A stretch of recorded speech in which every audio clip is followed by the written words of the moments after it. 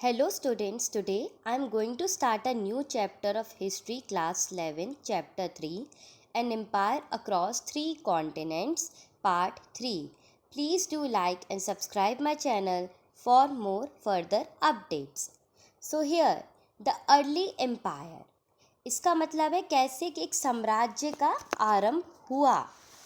तो the Roman empire can broadly be divided into two phases.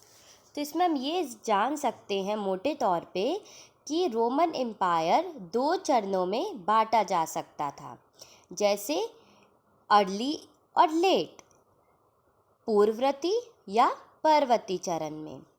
So they divided the 3rd century as a sort of historical watershed between them. In other words, the whole period down to the main part of 3rd century can be called as the early empire and the period after that the late empire. तो इसको हम जान सकते हैं कि इन दोनों चरणों में पूर्ववर्ती या परवर्ती, अर्ली या लेट एम्पायर में एक तीसरी शताब्दी का समय आता है जहां दो ऐतिहासिक भागों में यह विभाजित हो जाता है. दूसरे शब्दों में कहें तो तीसरी शब्दावली या शताब्दी के मुख्य भाग तक के संपूर्ण अवधि को पूर्ववर्ती साम्राज्य और इसके बाद की अवधि को परवर्ती साम्राज्य कहा जा सकता है. So, we can also say that a major difference between the two superpower and the respective empire was the Roman Empire was culturally much more than diverse than the Iran, the Parthians, later the Shenans, the dynasty that ruled Iran in this period. तो हम ये भी बोल सकते हैं कि दो महाशक्तियों तथा उनसे संबंधित साम्राज्यों में एक बड़ा अंतर यह था कि रोमन साम्राज्य सांस्कृतिक दृष्टि से ईरान की तुलना में कहीं अधिक विद्वतापूर्ण था. इस अवधि के दौरान यहाँ हमें पाया गया राजवंश जैसे ईरान का शासन, और जिन लोगों पर शासन हुआ उसमें अधिकतर ईरानी थे, और उसके विपरीत रोमन साम्राज्य ऐसे क्षेत्र तथा संस्कृतियों का एक मिला जुला रूप था जो कि मुख्यतः सरकार की एक साझी प्रणाली द्वारा एक दूसरे के साथ जुड़े हुए थे.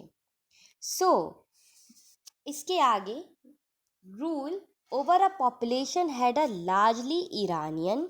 The Roman Empire was the mosaic of territory and culture that were chiefly bound together by a common system of government. तो इससे हम ये भी जान सकते हैं कि सरकार की एक साझी प्रणाली थी, यहाँ पर एक दूसरे के साथ जुड़े रहते थे, और साम्राज्य में अनेक भाषाएं बोली जाती थी, लेकिन प्रशासन के प्रयोजन के लिए यूनानी भाषा का था.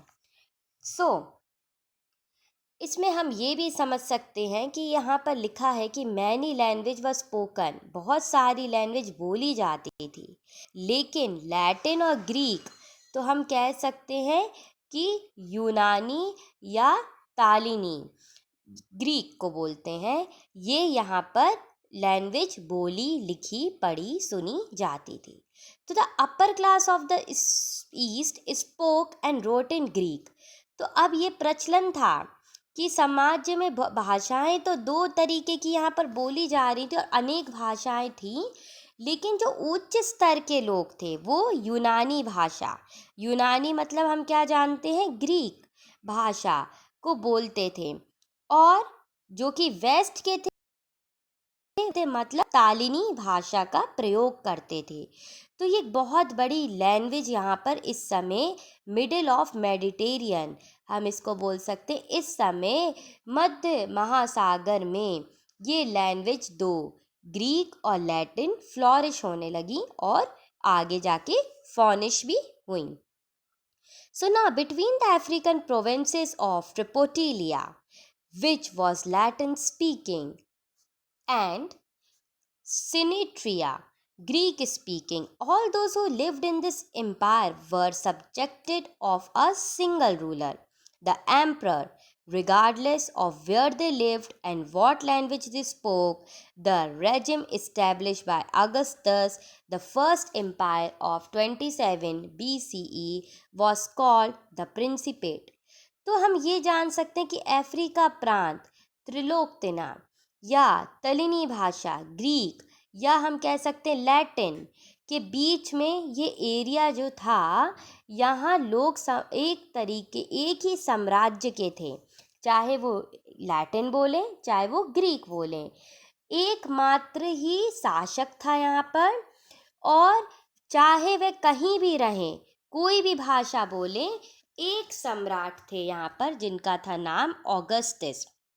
ये 27 BCE में इन्होंने अपना राज्य स्थापित किया था और इनको प्रिंसिपेट कहा जाता था। Although Augustus was a sole ruler and the only real source of authority, the friction was kept alive that he was actually only the leading citizen, principes in Latin, not the absolute leader. This was done out of respect for the Senate, the body which was controlled Rome earlier in the days when it was republic. तो हम ये मान सकते हैं कि Augustus एक शासक था, एक सत्ता पे था, और ये हम कल्पना भी कर सकते हैं कि वह एक मुख्य नागरिक था। ठीक है, ग्रीक भाषा का प्रिंसिपेट था। एक सेनेट को सम्मान प्रदान करने के लिए एक हम कह सकते हैं शासन नहीं था, बल्कि ये एक सेनेट वह न्याय प्रक्रिया को रोम में एक रिपब्लिक या हम कह सकते हैं गणतंत्र, गणतंत्र का मतलब क्या होता है, एक व्यवस्था जिसमें वास्तविक सत्ता सेनेट नामक निकाय में निहित रहे, आगे जाके ये संस्था आगे लोगों को इंडिपेंडेंस पहुंचा सके।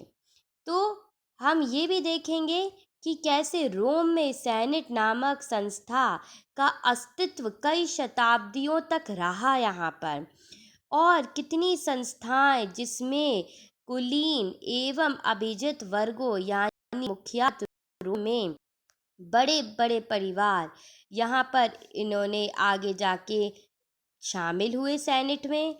और रोम के इतिहास में अधिकांश पुस्तकें और आज यूनानी तथा तालिनी ग्रीक या लैटिन ज़्यादातर किताबें इस वर्ष लिखी जाने लगी। So the senate existed centuries and he remarked a body represented autocracy. इन्होंने ऑटोक्रेटिक एम्पायर फ्लॉरिश करा सेनेट ने। ऑटोक्रेसी मतलब राजा का बेटा, उसका बेटा, एक ही एम्पायर, मतलब हम कह सकते हैं डायनेस्टिक सक्सेशन। और ये बहुत बड़ी बड़ी वेल्दियस फैमिलीज होती थी रोम की। और Italian descent many land owners, तो इटली के लोग भी बहुत ज़्यादा अमीर थे, यहाँ पर सबके पास बहुत बड़े बड़े लैंड थे, लैंड ओनर थे ये। तो Roman history that survive in Greek and Latin were written by the people of senatorial background. अगर ये लोग ये नहीं लिखते, सेनेटोरियल पीपल, यहाँ की किताबें ग्रीक लैटिन में, तो आज हमें यहाँ के कल्चर के बारे में तो कुछ पता ही नहीं चलता। तो ये बहुत अच्छी बात थी कि इन्होंने यहाँ के कल्चर ट्रेडिशन के बारे में लिखा। और जब हम इनकी किताबें पढ़ते तो हमें उस समय की पूरी जितना भी जो हुआ था पास्ट में, वो सारी चीज़ें हमारे आँखों के सामने आ जाती हैं दृश्य बन के। So the worst emperors were those who were hostile to the senatorial class, behaving with suspension or brutally and violence. Many senators yearn to go back to the days of the Republic, but once they have realized that this was impossible, next to the emperor was the Senate, the other key of institution, and the imperial rule of the army. Unlike the army of the rival of the Persian Empire, which was conscripted. कॉन्स्क्रिप्टेड का मतलब क्या होता है कि forcefully recruit करा जाना, The Romans had to pay professional armies where soldier had to put minimum 25 years of service. तो अभी तक हमने जाना कि कैसे के लोगों ने हेल्प करा यहाँ के लोगों के ऊपर इतिहास लिखने के लिए, जो आज हमें जब हिस्टोरियंस ये पढ़ते हैं, पुराने तत्व जानते हैं, तो पता चलता है कि लोगों ने ग्रीक लैटिन में पुष्टिकरण या किताबों के सहारे ये सब लिखा, जिसमें आज हमें एक्नॉलेज मिलता है कि ये कार्य कैसे होता था। अब आगे कई सेनेटर्स गणतंत्र युग के लौटने समय तक वो अभाव व्यस्त कर रहे थे, उनको स्वतंत्रता चाहिए थी।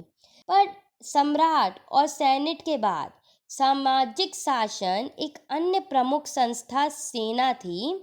तो जो जितने भी लोग थे, इन लोगों को ज़बरदस्ती रिक्रूट कराने लगे। तो 25 ईयर्स की वर्ष तक के लोगों को यहाँ पर बोला गया कि आपको भर्ती होना है और अपनी सर्विस 25 साल आर्मी में देना है रोम की। तो the existence of paid army was a distinctive feature of the Roman empire. पैसे देंगे लेकिन आपको 25 वर्ष अब आर्मी की सेवा करना पड़ेगा। Army was the largest single organization body in the empire. तो जो जी आर्मी थी, ये सबसे ज़्यादा बड़ी आर्मी थी रोम की। क्यों? क्योंकि यहाँ पर कम से कम हम मान सकते हैं कि 600,000 4th सेंचुरी तक यहाँ लोग आर्मी में भर्ती थे, या हम कह सकते हैं 6 लाख सैनिक रोम के पास पर उस समय थे। तो काफ़ी ज़्यादा एक तरीके से यहाँ के सम्राट बहुत ज़्यादा ताकतवर थे। अब आगे जानेंगे हम नेक्स्ट पार्ट में। Thank you.